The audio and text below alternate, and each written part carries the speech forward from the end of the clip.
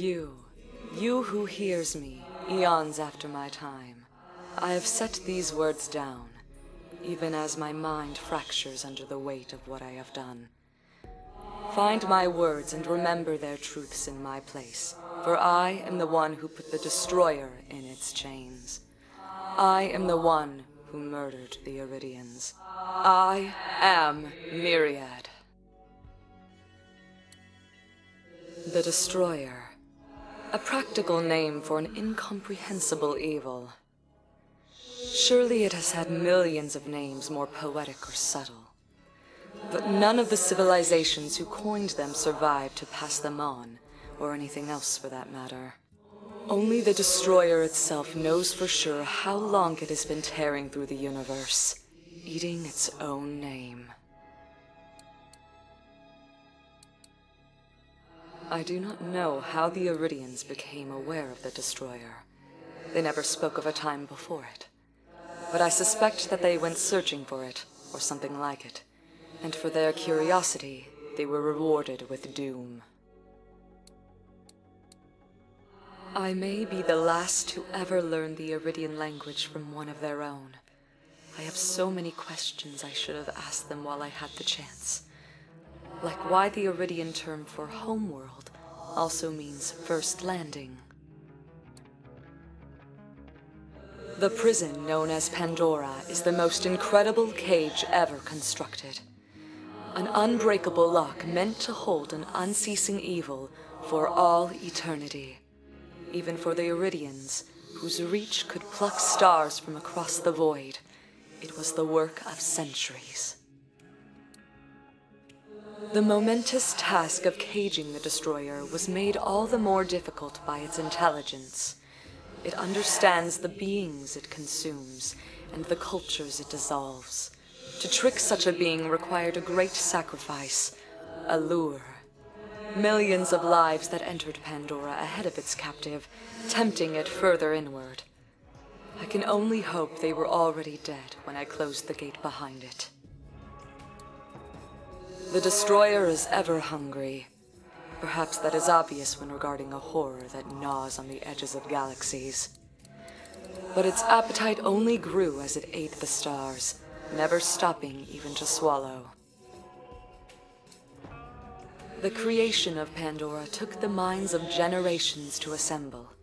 It was an impossible task, the scope unthinkable, the cost of failure too great.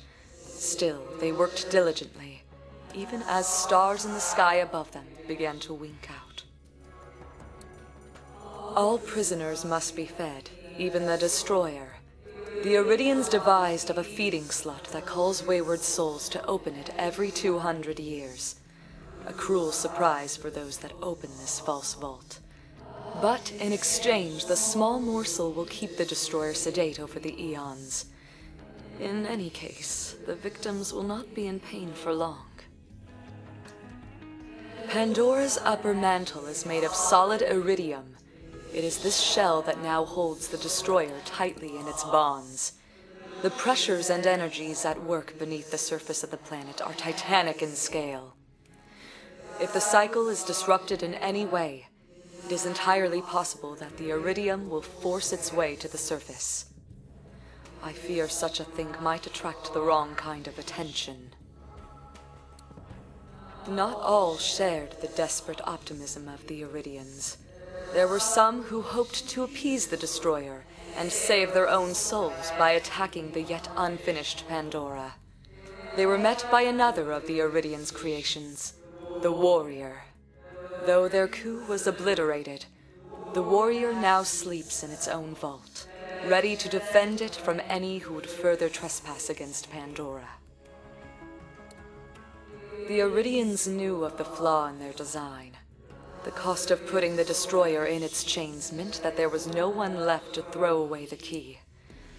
All they could do was disguise it, and so it will forever hang in the sky, a small, cold, tidally locked moon, unremarkable even to the dwellers on the surface of the planet. What is the Destroyer? It is a mouth with endless appetite. It is hate that never cools. It is the long shadow cast by our universe against the moldering sun of time. It will never truly be contained, merely made to wait until its chains slip, or are slipped for it. I am a siren.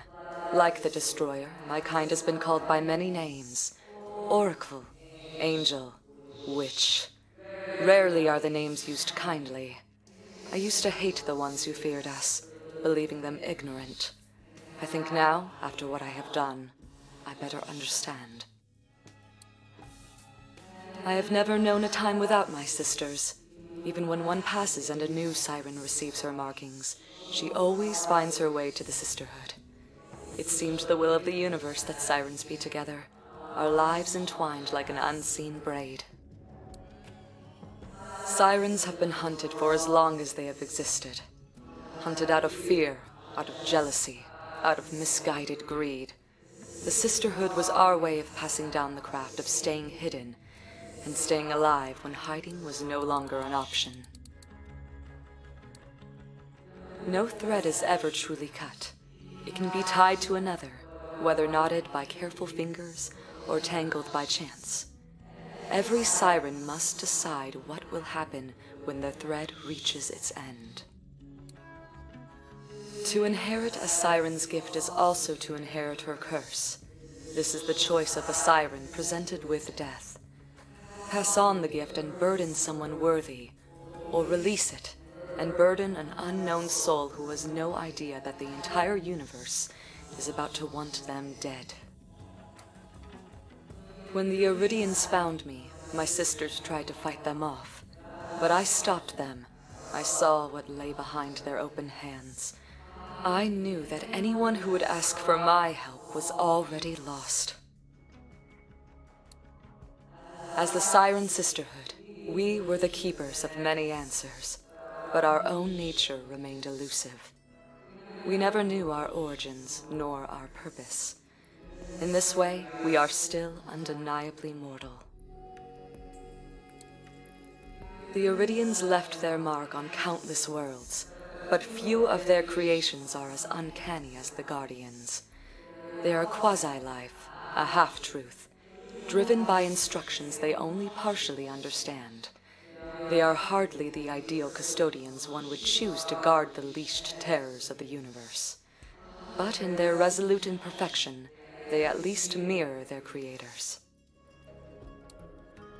I do not believe the Eridians intended the Guardians to be their heirs.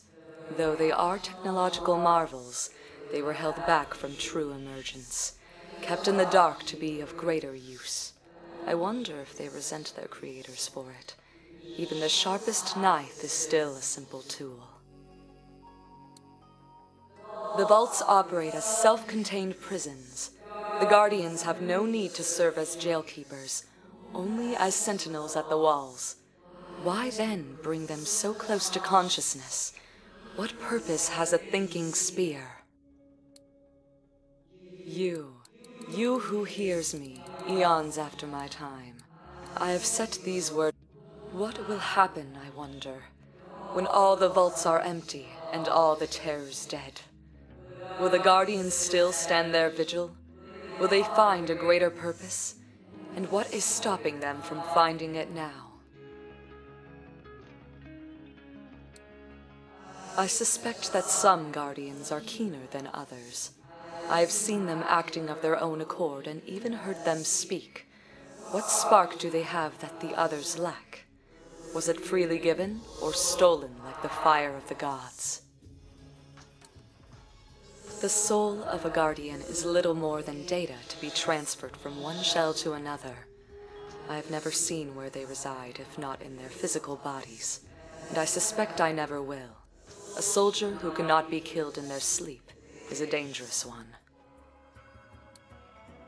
Since the Guardians are not bound to individual bodies, it is nearly impossible to know how many the Eridians might have made.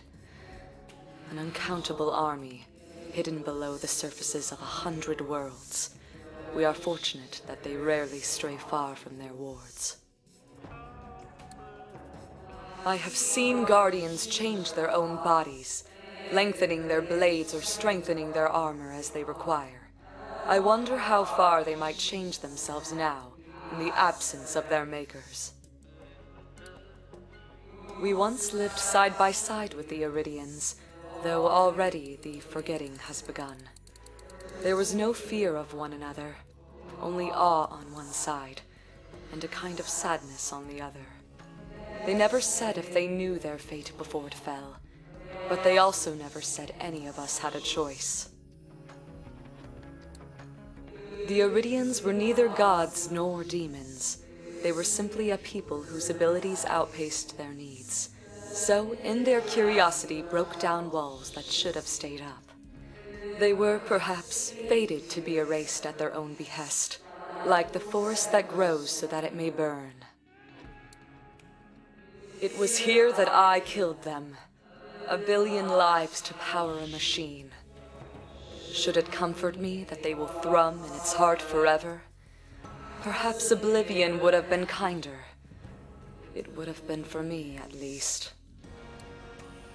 Even death will not end the destroyer, so long as dark and light, true and false, something and nothing continue to meet and annihilate one another. There will be a destroyer. I wonder if it, too, has a reflection that it might meet someday. And though I shudder to think of unceasing hunger, my blood runs cold at the thought of unstoppable creation. When my atrocity was complete and I returned home, I found no family to rejoin. The others had fled. Our braid was unraveled, my sisters scattered to the stars. But they left me a parting gift. They told me where to die, that my thread might never be picked up again. When I have written my last, I will go back to the Eridian world, to the vault there. Oh, I hope it works. This would be a brighter universe without a leech. There was a single guardian present when I killed the Eridians. It stood and watched from above us in that mechanical crypt. I feared and perhaps hoped that it would seek to avenge them and strike me down. But it made no motions to save its life-givers as they died. It merely watched. With Pandora sealed and the destroyer chained within, the greatest of the Eridian secrets is put to rest. It would be folly for me to think, though, that this is the last of them. There are countless other wonders or terrors they hid across the stars before my time. For every grave ward, traveler, or timekeeper, there are surely a dozen more slumbering in forgotten vaults. You know now all that I know. This was an epitaph, not for myself, but for the world I knew. I have brought ruin to the Sirens, murdered the Eridians, and imprisoned a primordial force of the universe. Perhaps I have earned your hatred, or your sympathy. But that is not why I write these words. I have told you the truth, no matter its hard edges. Before I can put my fractured mind to rest, I must pass one more warning. You must never find the seventh.